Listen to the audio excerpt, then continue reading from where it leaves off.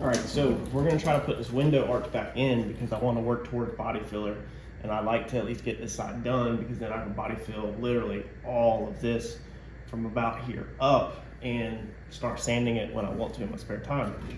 We cut the window right here, okay? So this is our cut.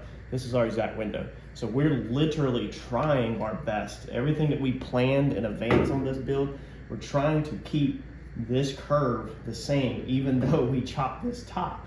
So that could be a little bit difficult, but I think we're gonna have it. I think we're gonna be really freaking close. So if we look at this, when I push this up there, okay, so when I push that up like that, I mean, dude, we can't even fit a Sharpie in over here at all. Like, we're really freaking close. I mean, the amount that we have is this little gap right here, but it still has to go up like the same thickness. So if we hold that there, okay, and we can't push this up because of all this inner structure. We need to try to go ahead and rip that out. So let's see here. We can't fit a marker in there, can't fit a marker in there. So we're really close. So let's make a cut. Man, because dude, that's gonna be so freaking close. I should be able to just about put it up into here, I think, and get this thing where it's crazy, crazy close to the OEM arch. Let's make a cut right here. Okay, so let's rip that off. All right, so we've ripped this area out right here.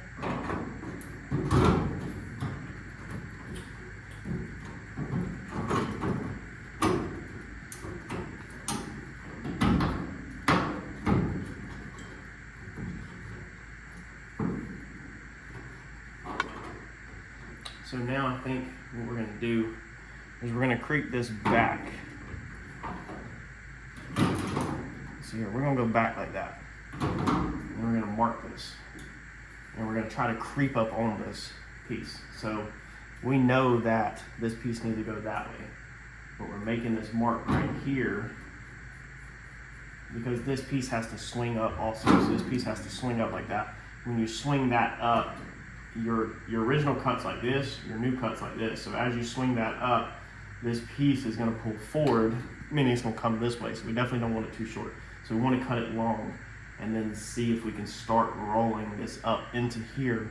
And our goal, like I said, is not to modify too much on this end, is to get this to meet back up with this and this all look good and not to modify a ton. You know, we could take a little out of this side and this one if we need to, but try to put the OEM curve back in it, which will maintain the height from here to here is pretty much OEM on the back side.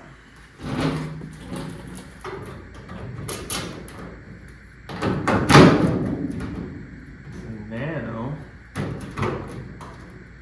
we were actually still too short. I literally almost messed that one up and cut down too short. That's not good. That is not good capping at all. But we have enough room.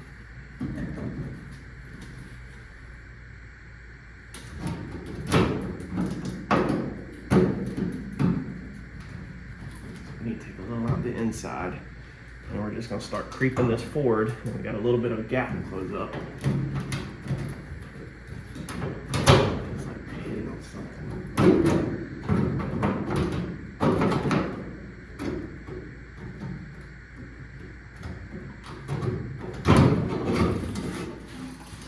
And this cut right here is a little too short. If this thing would have been right here, then I've been good. So I'm gonna have this little bit of a gap on the interior that I either fill or I just let it ride.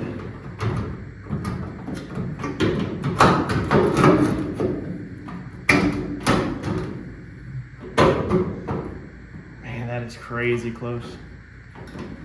I mean, that's literally putting like everything back factory. Man, that is so awesome. Okay, so we want to, I think we want to flat wheel a little bit out the inside of this radius and a little bit out of the inside of the car's radius. Or maybe we'll just cut some, let's cut some out of this piece. Car straight across.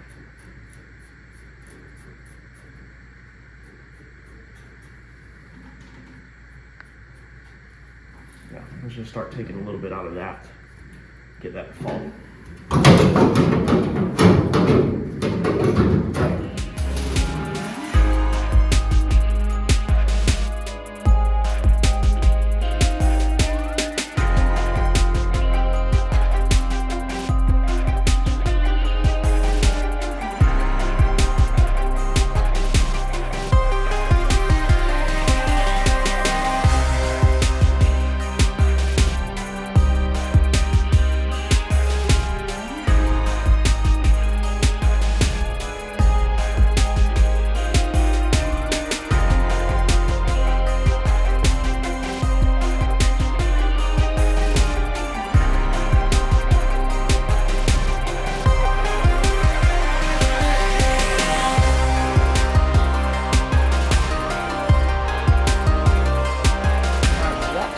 Pretty freaking good.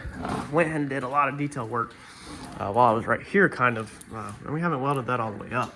But inside here, I went ahead and got this from the backside. Now as you can see, it looks boogery, and we haven't got that over there because I can't get that from the inside. So we'll have to go ahead and try to stack some welds through the corner inside there, along that right there. It's probably gonna be boogery, but I think it's gonna be easier to go ahead and get it like this right now. So we're gonna go ahead and do that. Oh, excuse me, man. We're gonna do that here in a second. You can see I got some on the back. No preparation. I did not clean up the metal or anything like that because I didn't think ahead of time, but it's still welded, it's welded. And then I come on the inside and also started stitching it up right there. So we're gonna have this thing 100% back together all the way around. And that's kind of what I've been doing on this build, is anytime I can get it from the inside, even if it looks like crap, it gives more material so that when you do go to the other side and you stack all your little welds, it's cleaner, and hopefully it don't blow through or nothing like that, and you've already kind of cooked off some of the contaminants from the inside.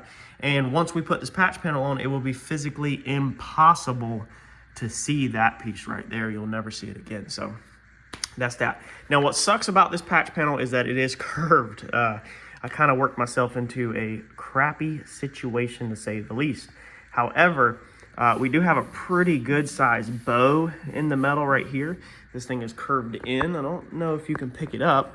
So what I'm probably gonna do is I'm probably gonna go ahead, and the scribe line we had, probably gonna go ahead and cut across this scribe line and then maybe up to here to relieve that metal. And then I will probably, from there, come down and connect that to where it's nice and straight.